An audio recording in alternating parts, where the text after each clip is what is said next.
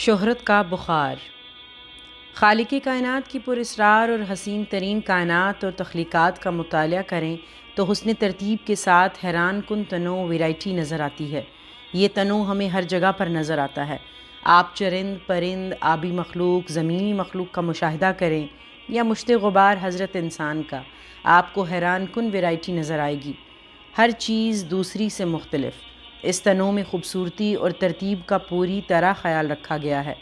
جب آپ تخلیق کے سب سے بڑے عجوبے انسان کا مطالعہ کرتے ہیں تو یہی ویرائٹی ہمیں انسانوں میں بھی پوری طرح نظر آتی ہے۔ خالق کائنات نے بزم جہاں کے رنگوں میں تنوع بھرنے کے لیے انسانوں کو مختلف صلاحیتوں، شکل و صورت کے ساتھ مختلف مقدر سے بھی نوازا ہے۔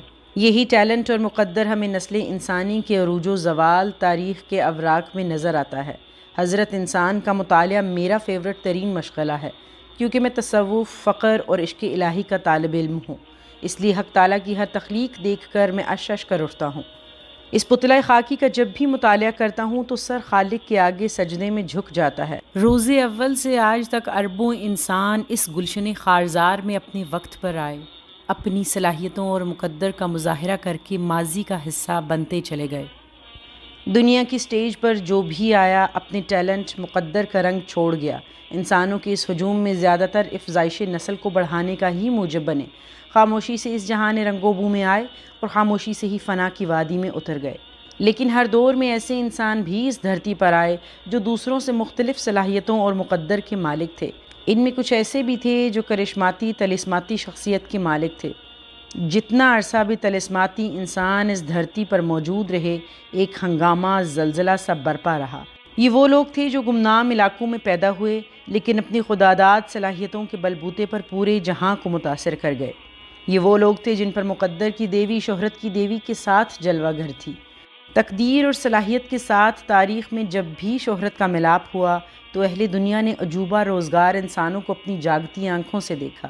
ان کی شہرت سحر انگیزی سرحدوں کو پار کر کے دنیا کے ایک خطے سے دوسرے خطے کو اپنی گرفت میں لے لیتی ہے۔ خدائے لازوال ان کی تخلیق یا روح میں ایسی چیز شامل کر دیتا ہے کہ جو ان کو دیکھ لے، ان کے پاس بیٹھ جائے، ان کی آواز سن لے، بلکہ ایک جھلک دیکھ لے، ان کے سحر میں مبتلا ہو جاتا ہے۔ ایسی طلسماتی سحر انگیز شخصیات تاریخ کے ہر دور میں ملتی ہیں۔ جو جہاں بھی طلوع ہوئیں انہوں نے اپنے علاقے، شہر، ملک، پھر پوری دنیا کو اپنے سحر اور شخصیت کے طلسم میں جکڑ لیا۔ ایسی نادر شخصیات علاقوں، ملکوں، مذاہب سے آزاد ہوتی ہیں۔ ان کا طلسم قوموں اور مذہبوں کے دائروں کو توڑ کر رکھ دیتا ہے۔ پھر ایسے لوگ دنیا پر راج کرتے ہیں۔ لوگ مہینوں ان کی ایک جھلک دیکھنے کے لیے انتظار کی صلیب پر لٹکتے ہیں۔ جب بھی ایسے لوگوں کو شہرت کا لازوال عروج نصیب ہوتا ہے تو بہت کم ایسے ہوتے ہیں جو اس شہرت ہر دل عزیزی کو ہضم کر پاتے ہیں۔ آپ تاریخ انسانی کے اوراق پلٹ کر دیکھ لیں، عین شہرت کے عروج پر یہ ایسی حماقتیں کرتے ہیں کہ زوال کے اندھے غار میں گر کر دنیا سے رخصت ہو جاتے ہیں۔ جب ان پر شہرت، دولت مہربان ہوتی ہے، یہ شہرت اور دولت کے بلبوتے پر ایوان اقتدار کی راہداریوں میں بھی اقتدار کے جھولے جھولتے نظر آتے ہیں۔ شہرت ان کی عقل کو اندھا اور شعور کو مفلوج کر کے رکھ دیتی ہے۔ پھر یہ خود کو عقل کل سمجھ کر یہ سمجھ بیٹھتے ہیں کہ یہ عام انسانوں سے بہت مختلف، خاص، الگ پیدا ہوئے ہیں۔ یہی ان کی سب سے بڑی غلطی ہوتی ہے۔ جب بھی شہرت کسی پر مہربان ہوتی ہے تو زمانہ آنکھیں بچھائے ان کے انتظار میں ہوتا ہے۔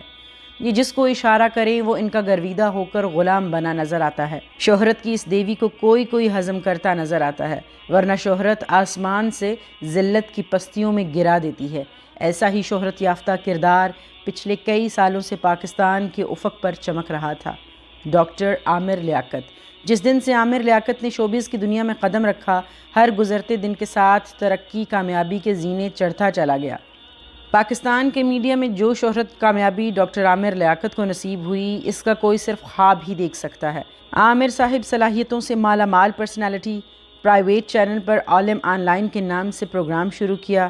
ایک کلین شیو، جوان بندہ لیکن بے پناہ ٹیلنٹ، اور شہرت کی دیوی کے مہربان ہونے پر باقی تمام اینکر حضرات کو پیچھے چھوڑتا چلا گیا۔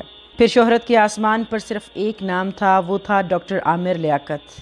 پھر رمضان ٹرانسمیشن میں جو جدت، کامیابی ڈاکٹر صاحب کے حصے میں آئی، کسی دوسرے کو نصیب نہ ہوئی۔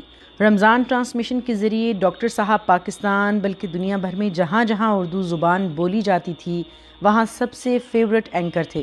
یہ پروگرام ہر مہینہ سال ترقی کے نئے افق کھودتا چلا جا رہا تھا، یہاں تک کہ پھر آپ نے رمضان کے علاوہ اور بھی بہت سارے مختلف شوز کیے۔ شہرت اور مقدر کا ملاپ 7ویں آسمان پر تھا، یہاں تک کہ پاکستان کا ہر چینل ڈاکٹر صاحب کا دیوانہ پیچھے پیچھے پھرتا کہ ان کے ساتھ وابستہ ہو جائیں۔ ڈاکٹر صاحب کو بلینک چیک، بھاری رقوم کی آفرز ہوتیں۔ عامر صاحب کامیابی شہرت کا سیمپل بن چکے تھے، ان کا مقابلہ کسی سے نہیں تھا۔ وہ ون مین آرمی کی طرح جس میدان میں پاؤں رکھتے، کامیابی شہرت ان کے قدم چومتی۔ پھر وہ کمزور دن عامر صاحب کی زندگی میں بھی آ گیا، جب شہرت کے آسمان پر چمکنے والے انسان یہ سمجھ بیٹھے کہ یہ شہرت، کامیابی، دولت، اقتدار میری ذاتی صفت ہے۔ یہی وہ غلطی ہے جو تاریخ میں بار بار اس مٹی کے پتلے نے دہرائی۔ شہرت کا بخار غرور و تکبر میں تبدیل ہوا، شہرت ہضم نہ ہوئی۔ جب شہرت کسی بھی انسان کو حاصل ہوتی ہے تو دولت کے ساتھ انسانوں کا بے پناہ پیار، اگر مرد ہو تو عورتوں کی برسات ہو جاتی ہے۔ یہ غلطی عامر صاحب سے بھی ہوئی۔ شاندار ازدواجی زندگی کے ہوتے ہوئے دوسری شادی، پھر تیسری شادی کے چنگل میں پھنس گئے۔ تیسری شادی خاندانی عورت سے نہ ہوئی، پھر غرور و تکبر کی سزا کا عمل شروع ہوا، اور اس عورت نے شہرت کے آسمان سے ذلت کے گہرے کنویں میں اس طرح گرایا کہ کسی کو منہ دکھانے کے قابل نہ رہے۔ پھر ٹی وی چینل والوں نے بھی ٹھکرانا شروع کر دیا۔ یہ بے توقیری ڈاکٹر صاحب سے برداشت نہ ہوئی، خود کو تنہا کمرے میں بند کر لیا، اسی کمرے میں بے بسی کے عالم میں دنیا کو چھوڑ دیا۔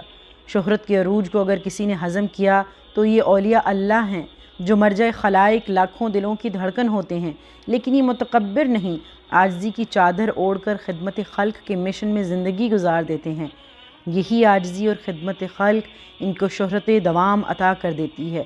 یہ مرنے کے بعد بھی کروڑوں دلوں کے تاجدار ہوتے ہیں۔